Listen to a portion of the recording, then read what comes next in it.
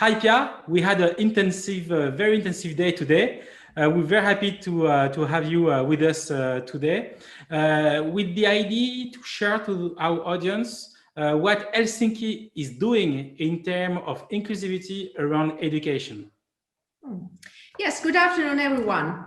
I'm happy to be able to share you with our what we have done with this hashtag inclusive city here in city of Helsinki.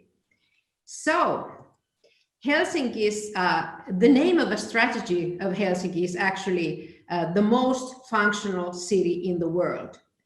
And our strategy sets ambitious and quite clear goals, indicating that city wants to be a little bit better every day for the future. The goal is to create a more international, agile, service-oriented and attractive Helsinki. And above all, Helsinki is a place and a community. You see here some of our like small icons telling what we especially want to be. The city is made actually by the residents themselves, not by the authorities. And our city's attractiveness comes from a clean and safe environment, a unique urban culture, and also, and mainly, residents' participation in building good and functional everyday life, of which education is, of course, part.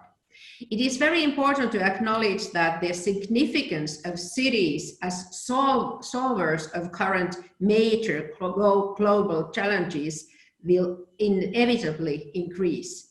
So we have to be solution-oriented, pragmatic, and agile as we seek solutions to the challenges of social segregation, climate change, energy efficiency, participation, and digitalization alike.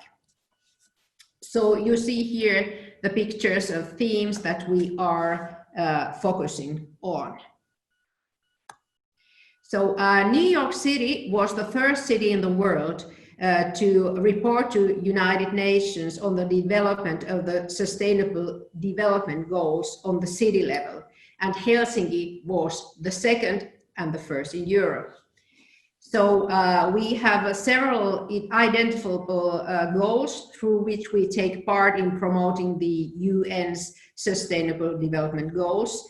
And I will be focusing today on number 4, CDG number 4, quality education, and how to close the gap with education. We want to be actually the most effective place to learn.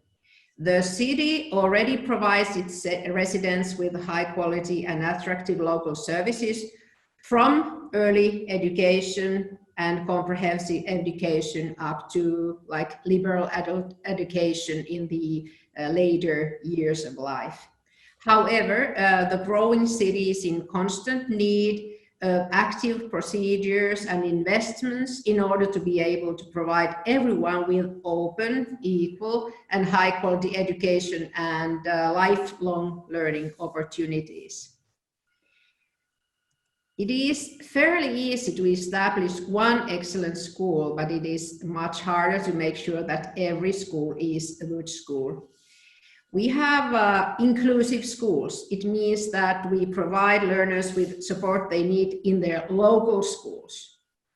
So learners and their families have a very various situation, and we need flexible teaching arrangement and groupings, and also co-teachership. That means it may be like 4 teachers with a large group of pupils to implement individual learning paths and respond to learners' individual support needs. The goal is to enable as many learners as possible to study in their local school or close to their home. In an inclusive school, the learners are provided with the support they need in their local school and study with the other learners who live in the neighboring area. That helps them to get friends. When a learner has a very significant need for support, it is arranged in a small group as a class format, special needs education. we have special schools and special class for demanding special support in every part of the city. Now, our system actually dates back for a century. We want to give the same learning opportunities also for newcomers, the immigrants. Immigrant education is supported by means such as increasing multilingual guidance in early childhood education, in secondary education, and during educational transitional phases. We have approved a development plan for immigrant education, and the goal of it is to provide everything with equal access to care, education, and employment. The main themes are suitable conditions and support for learning, guidance, advice and transfers, and skills improvement and recruitment. There are some like piloting of multilingual instruction model in early childhood education, so you get also help in your own language. And we have integration support model, and that's for every level of education. The different language versions we have also for parents so that they can follow with the education of their kids. What is also important is staff training courses on language awareness, competence identification so that they acknowledge the competence of the pupils, and identifying and addressing racism. So that's something that we have been working on actually all this year. Finland is a small nation, so we cannot afford to lose anyone. We have had to close the gender gap, the race gap, and also the financial gap so that everyone gets a chance. We are forecasted to be the oldest nation in Europe by 2030 and among the eldest in the whole world. So we simply need everyone's contribution to society. I like this picture, which represents equality versus equity. Since 1999, the city of Helsinki has granted additional funding to schools in need of special support. The appropriation is granted based on education and income level of the population of the school admission areas and the immigrant background rate of the schools.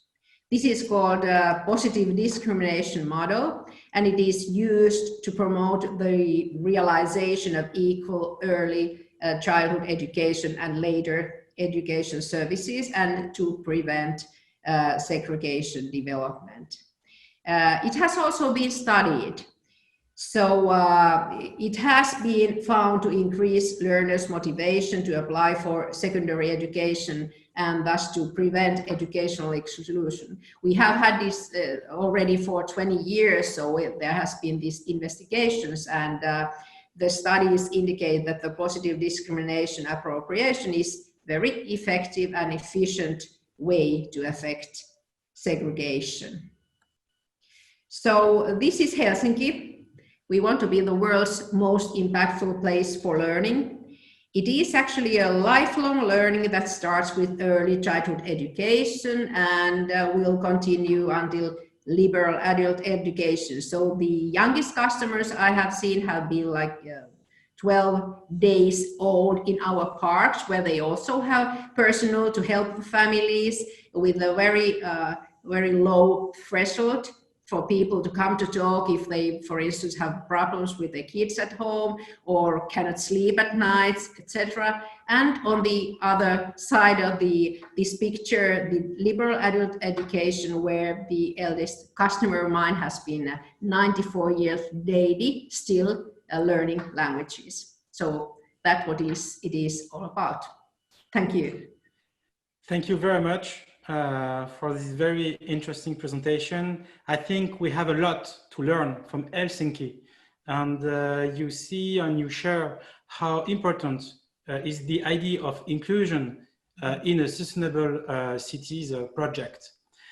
As a conclusion, in one sentence, can you share to all the mayors and the city councils and partners of cities who are listening, what would be the key advice that you could share to them? Well, I would say that the way how to prevent segregation means that every school has to be a good school. That's that we have to equal resources for the schools in a way that not everyone gets the same, not exactly the same, but what they need. So I really much recommend to use this kind of positive segregation so that everyone gets the chance. Thank you very much, Pia. Thank you.